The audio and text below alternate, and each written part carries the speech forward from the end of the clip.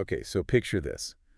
I know for a fact this has happened to you. Oh, I think I know where this is going. You're at a party, maybe standing around a barbecue, and someone starts talking about their new car. The car guy conversation. Exactly. And they start throwing around terms like dual clutch or turbocharged inline four. And everyone else is just nodding seriously. Right. Like they're all discussing, I don't know, geopolitical strategy. And you're just standing there holding your drink, nodding along. And just praying no one turns to you and asks your opinion on suspension geometry. It's the worst. It feels like they're speaking a different language. And it's not just, social pressure. No, it's practical. When you look at a spec sheet for a car you actually want to buy, it's just this wall of acronyms and numbers. Yeah. It makes you feel vulnerable. Especially when you're sitting across from a dealer who definitely knows what all of it means. We've all been there, pretending to be fluent in a language you absolutely do not speak. But here's the secret. It's not actually that complicated. That's a bold claim. But that's why we're here today, right? We're doing a deep dive into car terminology. We're going to decode the hieroglyphics. And the goal here isn't to turn you into a mechanic, right? No, not at all. We're not teaching you how to rebuild a transmission in your driveway. The mission here is functional fluency. I like that. We want to strip away the jargon and just make it all simple and easy to understand. A shortcut to being the most confident person in the showroom. Exactly. Even if you've never popped a hood in your life, you're going to get this. Okay, so let's unpack it. We've structured this like a little anatomy class. The body, the heart, the muscles. But let's start with the most visible part. The body types. Because I think we all have that friend who calls every single car on the road a sedan. Right. And while it seems a little nitpicky, the shapes really do matter. They tell you what the car is designed for. So let's set the baseline. What actually is a sedan? A sedan is basically 3 separate boxes. You have the engine box up front, the passenger box in the middle. And a separate trunk box at the back. Exactly. Your classic 4-door. A Honda Accord, a BMW 3 Series. It's the standard idea of a car. Simple enough. But then you have coupes. Is a coupe just a small sedan? Not really. It's more of a philosophical difference. A coupe is like a sedan's selfish, better-looking cousin. Huh. It's all about style over practicality. Yeah. Usually 2 doors, a sleeker, lower roofline. It's basically saying, I don't care about the people in the back seat. Vanity over utility. Mm-hmm. I can respect that. Now let's talk about the ones taking over the world. SUVs. The sport utility vehicle. Originally, these were built like trucks on a truck frame. Tall, boxy, meant for off-road. But that's where it gets tricky, right? Because then there's the crossover. Yes, and that's a huge structural difference, not just marketing. So what is it? A traditional SUV is body on frame, like a truck. A crossover looks like an SUV, but underneath, it's built like a car. So it looks like a truck, but it drives like a car. Precisely. That's why they're so popular. You get the height and the space, but it handles like a tall sedan and gets better gas mileage. Your Toyota RAV4s, your Honda CR-Vs, those are crossovers. That is a really good distinction. And don't mix that up with a wagon, right? Oh, enthusiasts love a good wagon. It's basically a sedan where the roof just keeps going all the way to the back. So you get the handling of a car. Low to the ground, better cornering, yeah. But with the cargo space of an SUV, logically it's the best vehicle. But they're so rare here. People just love sitting up high. And hatchbacks. Think smaller. A hatchback is where the trunk is in a separate box. The whole rear glass lifts up. So it's for the city. Easy park. But you can still stuff a surprising amount of stuff in there. It's the Swiss Army knife of cars. And then, of course, you have pickup trucks for hauling and supercars, which are basically just posters for your wall. Pretty much. You won't confuse those with a sedan. Hopefully not. Okay, so we know what we're looking at. Let's pop the hood. This is where it gets scary. The numbers. The alien language. You see 2.0 liter or 2000 cc. What does that actually mean? It sounds super technical, but it's really just volume. CC stands for cubic centimeters. It's the physical space inside the engine's cylinders. And the cylinders are where the little explosions happen that move the car. That's it. The best analogy, and I love this one from our research, is to think of soda bottles. Soda bottles. Okay, break that down. So imagine a 1-liter soda bottle. A 1.0-liter engine has that much total empty space inside its cylinder. Oh, I see. So a 5.0-liter engine, like in a Mustang, is literally like having 5 of those bottles. You got it. And burning 5 bottles worth of fuel and air makes a much bigger bang than burning one. So bigger bottle, bigger bang, more power. Generally. Simply speaking, yes. Okay, but that brings us to the 2 terms that confuse everyone. Horsepower versus torque. Ah, Yes, the classic debate. And they are not the same thing at all. People use them interchangeably, though. They do, but understanding the difference is key to knowing how a car actually feels to drive. What do you mean? I thought horsepower was everything. It's great for marketing, but let's define them. Horsepower is all about speed. Top speed? Top speed, and how hard the engine can keep pushing when you're already going fast. If you want to go 150 miles per hour, you need horsepower. Okay. Then what is torque? Torque is the muscle. It's the twisting force. Think about trying to open a really stuck jar of pickles. Okay, the struggle is real. That initial effort you use to twist the lid, that's torque.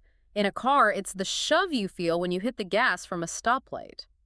So it's the launch. It's the launch.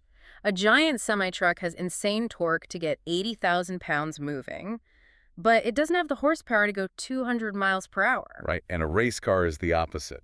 Sort of. It might have huge horsepower, but maybe less torque right at the beginning. The best analogy I heard is horsepower is how fast you hit the wall. Torque is how far you take the wall with you. That is a vivid image. So torque is what snaps your head back when the light turns green. Horsepower is what keeps you pinned there as the speed climbs. That clears it up so much. So for city driving, it's really torque that I'm feeling. 100%. Torque is what makes a car feel zippy around town. Now, what about RPM?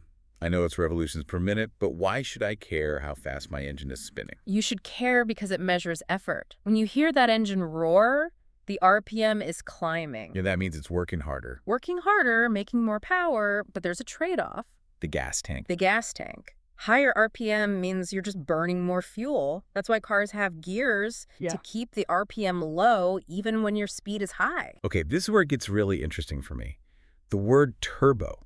Turbocharged, it just sounds cool, like a video game button. Right, but it's actually a pretty clever piece of engineering. So how does it work? Okay, so normally an engine just breathes on its own. It sucks air in. That's called naturally aspirated. Breathing normally. Got it. Now imagine you're out for a jog. You're breathing normally. Okay, I'm jogging. Now imagine someone is running next to you shoving a giant leaf blower in your face. That sounds terrifying and very effective. That's a turbo. It's basically a fan powered by your exhaust that force feeds extra air into the engine. More air means you can burn more fuel. Which means a bigger explosion. And a bigger explosion means more power from a smaller engine. So that's how they get away with putting tiny little engines in big SUVs now. Exactly. It's an efficiency hack. A small soda bottle engine can make the power of a big one. Is there a catch? There's always a catch. It adds complexity, more parts, and sometimes there's turbo lag. That's a little delay, right? Yeah, you hit the gas, and there's a split-second pause while the leaf blower spins up before you feel the power kick in. Okay, so we got the muscle, but that muscle is useless if you can't get the power to the road. Transmissions. Right. The transmission is like the tendons. It transfers the power to the legs. And we basically have two main camps, manual and automatic. Manual is the old school way, the workout for your left foot and right hand. Why do people still love them so much? It's about control. You feel physically connected to the machine, you choose the gear, but in stop-and-go traffic, it's miserable. Which is why almost everyone drives automatics. Yeah. But even there, it's getting complicated. I see CVT on spec sheets. Continuously variable transmission. Instead of fixed gears, first, second, third, Where you feel that little clunk as it shifts. a CVT doesn't have that. It uses belts and pulleys to slide smoothly to any ratio. It's like a dimmer switch instead of a toggle switch. So that better. For fuel economy, yes, the engine can always stay in its most efficient sweet spot, but for the driver, it can feel weird. You get that rubber band feeling. That's the one. You hit the gas, the engine revs up loud, but the car kind of slowly catches up to the sound. Some people hate it. And on the other end, there's DCT. Dual clutch transmission. Usually in sports cars, it's like two manual transmissions working together, controlled by a computer. The shifts are lightning fast. Okay, so we're making power, we're sending it through the transmission. Mm-hmm. But where does it go? This is the alphabet soup. FWD, RWD, AWD. And it matters a lot, especially if you live where it rains or snows. So let's break it down. FWD. Front wheel drive.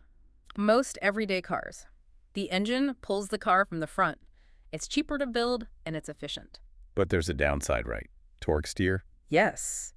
If you have a powerful FWD car and you floor it, the steering wheel can kind of jerk in your hands. The front tires are trying to both steer and pull at the same time. Okay, so what about RWD, rear wheel drive? That pushes from the back. Sports cars love this. The front wheels just have to steer. It gives you better balance. But in the snow. It can be a nightmare. The back end wants to slide out because there's not enough weight over the drive wheels. Which is where AWD comes in, all-wheel drive. The best of both worlds, some would say. It sends power to all four wheels, but only when it's needed. So it's smart. Very smart. It drives like a normal car until it senses a slip, then instantly sends power to the wheels with grip. The trade-off is it's heavier and a bit less fuel efficient. And that's different from 4WD, four-wheel drive. Very different. Think of 4WD as AWD's tougher, dumber cousin.